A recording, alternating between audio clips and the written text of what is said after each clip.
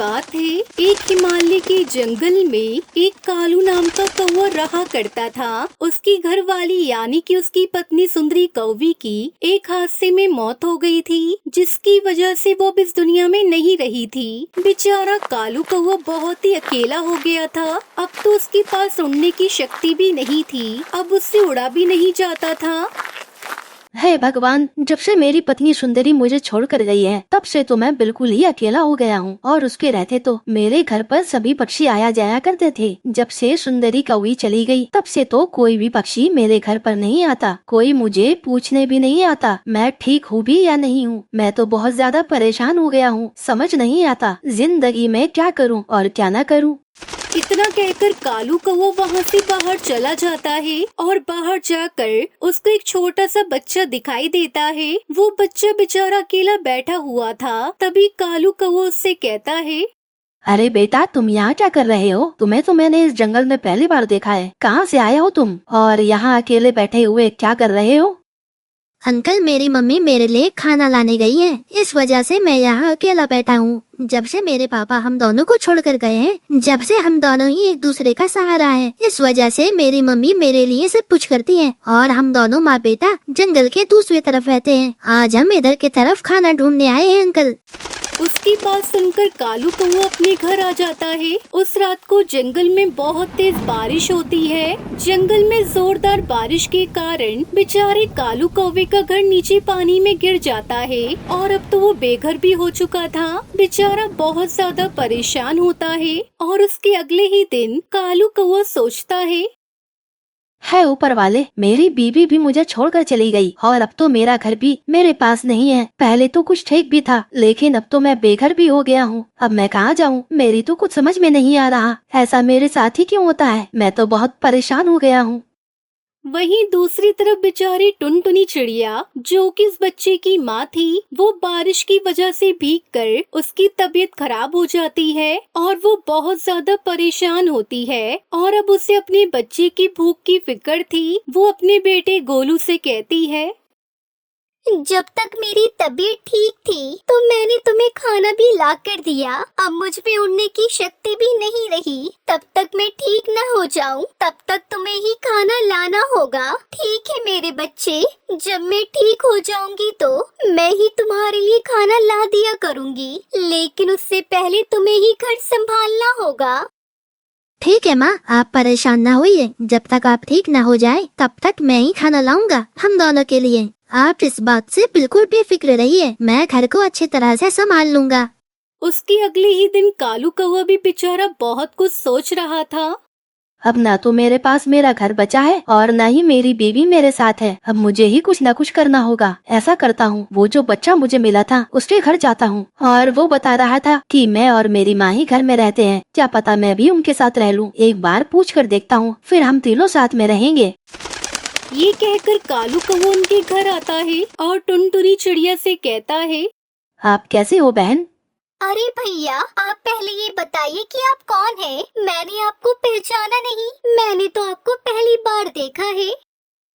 चिड़िया बहन, मैं जंगल के दूसरी तरफ रहता हूँ और आपका बच्चा मुझे जानता है। एक दिन आप खाना लेने गई थी तो मेरे घर की तरफ आपका बच्चा बैठा हुआ था। उस दिन मेरी इससे मुलाकात हुई थी। चिड़िया बहन, ऐसी बात है कि मेरी घरवाली अब नहीं रही और जो बारिश अभी हुई थी उसकी वजह से मेरा घर भी टूट गया और अब मैं बेघर भी हो गया हूँ। इसलिए मैं आपके पास आया हूँ। क्या पता आप मुझे अपने साथ रख ले।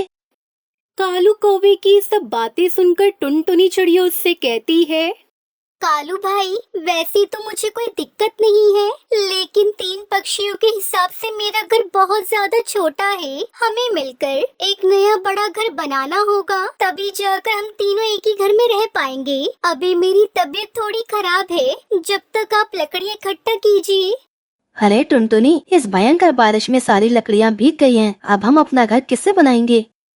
वो दोनों ऐसी बातें कर ही रहे होते हैं कि तभी अचानक एक तेज तूफान आता है, जिससे टुनटुनी चिड़िया की छत उड़ जाती है और उसके घर में पानी भर जाता है। हे भगवान, ये क्या हो गया? कालू भैया, हमें जल्दी से यहाँ से निकलना होगा, वरना हम इस पानी में डूबकर मर जाएंगे। ये कहकर वो सब उड़ जाते हैं। उस बारिश की वजह से बहुत से पक्षियों के घर टूट गए थे। टुनटुनी, गोलू, कालू उड़ते उड़ते एक बड़े पत्थर के ऊपर बैठ जाते हैं।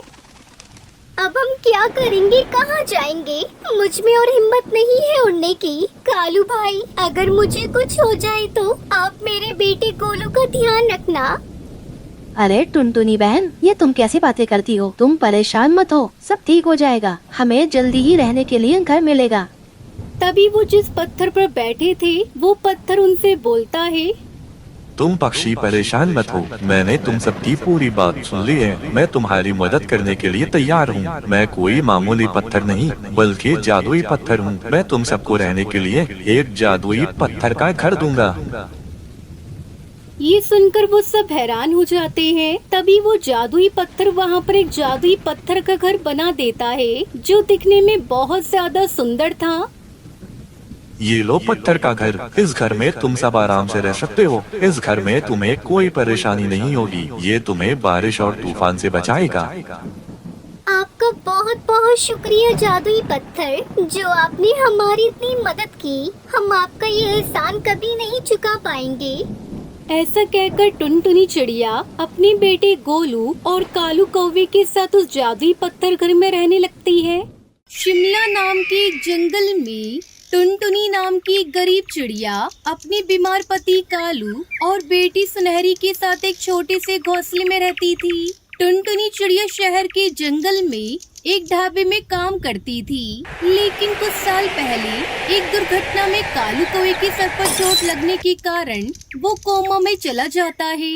तब से टुनटुनी चिड़िया अपनी बेटी और पति की देखभाल के लिए जंगल में आकर बस गई और वहीं पर रहकर मजदूरी करने लगी, जिससे उसे कुछ खास कमाई नहीं हो पाती थी। एक रोज जब वो काम से घर लौटी तो वो अपने पति कालू कौवे से कहती है, कालू जी, कोई तो ऐसा सवेरा निकल आए कि तुम अपनी इस नींद से जागकर मुझसे और अपनी बेटी से बात कर पाओ। अपनी इस नींद से जागो कालू जी। तुम्हारी बेटी और तुम्हारी टुनटुनी तुम्हारी ढेर सारी बातें सुनने के लिए बेकरार है। इसके बाद टुनटुनी चिड़िया मजदूरी के मिले हुए पैसों को अपनी जमा पूंजी में मिलाते हुए कहती है, इतने महीनों की बचत के बाद मेरे पास अभी तक केवल 20,000 रुपए ही जमा हो पाए हैं। ना जाने कब ये 2 लाख होंगे और मैं अपने कालू जी का इलाज करवा पाऊंगी। ये कहते हुए टुनटुनी चिड़िया की आंखें नम हो गईं। ऐसे ही एक रोज स्कूल से लौटते समय सुनहरी चिड़िया अपनी माँ से कहती है, वाह, कितनी अच्छी खुशबू आ रही है। ये क्या है माँ? बिटिया, इसे तंदूरी पनीर टिक्का कहते हैं, जो कि तंदूर में बनता है। माँ, मुझे भी ये खाना है। अच्छा, मेरी गुड़िया को ये खाना है।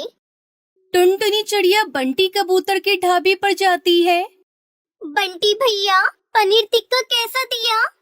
अरे 300 रुपए प्लेट है टुनटुनी। तेरी हैसियत नहीं है इसे खाने की और ना ही तेरी इस बेटी की। बोल, दूं क्या? क्या 300 रुपए? नहीं भाई, रहने दो। ये तो बड़ा महंगा है। चल सुनहरी, घर चल, फिर कभी ये पनीर टिक्का खा लेना। टुनटुनी चिड़िया सुनहरी को लेकर घर आ जाती है। घर आकर वो नमक के साथ अपनी बेटी को चावल परोस देती है। सुनहरी, ले बेटी, खाना खा ले। माँ, रोज रोज मैं ये नमक के चावल खाकर पक चुकी हूँ। आपको पता है, जब मैं बंटी काका के ढाबे के सामने से गुजरती हूँ ना, तो मुझे पनीर टिक्के की बहुत अच्छी खुशबू आती है। मेरा भी बड़ा मन करता है पनीर टिक्का खाने को। माँ, क्या हम गरीबों के नसीब में पनीर टिक्का नहीं होता? क्या हमें उसकी खुशबू से ही मन भरना होता है? अपनी बेटी की बात सुनकर टुनटुनी चिड़िया की आंखें नम हो गईं। फिर वो बाजार जाकर थोड़ा सा पनीर ले आई। फिर उसने मिट्टी का तंदूर बनाया और उस पर सीक लगाकर पनीर लगा दिए। कुछ ही देर में पनीर टिक्का बनकर तैयार हो गया। टुनटुनी चिड़िया ने वो पनीर टिक्का सुनहरी को खाने को दिया। ले सुनहरी, मेरी बेटी को पनीर टिक्का खाना था ना, ये ले बेटा, अच्छे से पेट भरकर खा ले। पनीर टिक्का देखकर सुनहरी चिड़िया के चेहरे पर मुस्कुराहट आ गई। फिर जैसे ही उसने उसे मुंह में डाला तो उसका स्वाद चखकर वो तो हैरान ही रह गई। वाह माँ, ये तो बड़ा ही स्वादिष्ट है। सचमुच आज तो मजा ही आ गया। तभी टुनटुनी चिड़िया की दोस्त रानो चिड़िया वहाँ आती है। टुनटुनी चिड़िया उसे भी वो पनीर टिक्का खाने को देती है, जिसे खाकर रानो चिड़िया हैरान रह जाती है। अरे वाह टुनटुनी, वाह, मजा ही आ गया। इतनी स्वादिष्ट तंदूरी पनीर टिक्का तो मैंने आज तक नहीं खाई, लेकिन तूने इसे बनाना कहाँ से सीखा? मैं जब शहर के जंगल में ढाबे पर काम करती थी, तब मेरा यही काम था। तो ये काम तू यहाँ जंगल में रहकर भी तो शुरू कर सकती है। देख, अगर तू ये बनाकर बेचेगी ना, तो फिर देखना तू कैसे नोट छापती है। माँ कसम, आज तक किसी ने भी ऐसा लाजवाब तंदूरी पनीर टिक्का नहीं खाया होगा। हाँ, कह देती हूँ।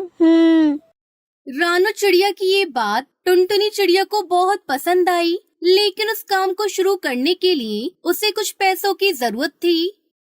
पर इस काम के लिए पैसों की जरूरत होगी। मेरे पास जमा पूंजी के नाम पर केवल वो पैसे हैं जो मैंने कालू जी की लाश के लिए रखे हैं। देख टुनटुनी, अगर तूने ये काम शुरू कर दिया ना, तो उन पैसों से 4 गुना पैसा कमाएगी। अगर ऐसा नहीं हुआ ना, तो तू अपने डूबे हुए पैसे मुझसे ले लियो। और हाँ, बस मुझे भी अपने साथ काम पर रख लियो यार। अपनी दोस्त की बात मानकर टुनटुनी चिड़िया ने तंदूरी पनीर टिक्के का काम शुरू कर दिया और उसने ऊपर वाले का नाम लेकर मिट्टी का बड़ा सा तंदूर लगाया और उसमें पनीर टिक्का बनाकर बंटी कबूतर के दाम से आधे दाम में बेचने लगी। तंदूरी पनीर टिक्का ले लो, सस्ते अच्छे दाम में ले लो, ताजे ताजे पनीर टिक्का ले लो। एक बार आओगे तो बार बार खाओगे। टुनटुनी चिड़िया की आवाज सुनकर सुंदरी कौवी उसकी ठेली पर आती है। अरे बहन, कैसे हैं पनीर टिक्के की प्लेट? 150 रुपए प्लेट बहन जी। बोलिए बहन जी, कितनी प्लेट दूं आपको? ठीक है, 2 प्लेट लगा दो। अरे वाह, क्या लाजवाब स्वाद है इसका। इतना स्वादिष्ट तो मैंने आज तक नहीं खाया। देखते ही देखते उसके पास पक्षियों की भीड़ लगनी शुरू हो गई। बंटी कबूतर के सभी ग्राहक पक्षी अब टुनटुनी चिड़िया के पास ही आने लगे। साथ ही टुनटुनी चिड़िया की दोस्त रानो चिड़िया आसपास के ढाबों और रेस्टोरेंट होटलों से भी ऑर्डर लेकर आने लगी। रानो चिड़िया पढ़ी लिखी थी, इसलिए उसने ऑनलाइन ऑर्डर लेना भी शुरू कर दिया। कुछ ही महीनों में टुनटुनी चिड़िया ने अपना खुद का ढाबा खोल लिया, जिससे उसकी कमाई और ज्यादा होने लगी। टुनटुनी चिड़िया ने कालू जी का इलाज शहर के अस्पताल में करवाया, जहां कालू पूरी तरह ठीक हो गया। रानो को भी टुनटुनी चिड़िया हर महीने अच्छी तनख्वाह देने लगी, तो वही बंटी कबूतर का ढाबा अब खाली रहने लगा। इस टुनटुनी की बच्ची को तो मैं नहीं छोड़ूंगा। इसने मेरा काम चौपट कर दिया। मैं इसके ठेले और तंदूर को ही आग लगा दूंगा। ये सब बातें रानो चिड़िया छुपकर सुन लेती है। टुनटुनी सुन, मैं अभी अभी बंटी की बातें सुनकर आ रही हूँ। वो हमारे तंदूर को आग लगाकर अपना बदला लेना चाहता है। रानो बहन, फिर जल्दी चलो, पुलिस स्टेशन चलते हैं। इससे पहले कि देर हो जाए, हमें इस बंटी को उसकी सही जगह पर पहुँचाना होगा, वरना ये हमारा सारा धंधा चौपट कर देगा।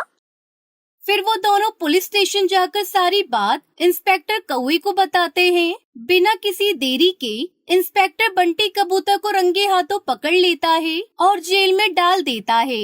इस तरह टुनटुनी रानो ने समझदारी से अपना ढाबा बचा लिया और दुष्ट कबूतर को उसकी असली जगह पर पहुंचा दिया। फिर वो दोनों खुशी खुशी अपने ढाबे पर पनीर टिक्का बेचकर अपनी जिंदगी गुजारने लगती है। तो देखा बच्चों, बुरे कर्म का फल हमेशा बुरा ही होता है। अगर आपको हमारी कहानी अच्छी लगी हो तो प्लीज इस वीडियो को लाइक कीजिएगा और हाँ, हमारे चैनल को सब्सक्राइब करना और अपने दोस्तों के साथ भी शेयर करना। मैं जल्दी मिलूंगी आपसे नई कहानियों नई सीख के साथ।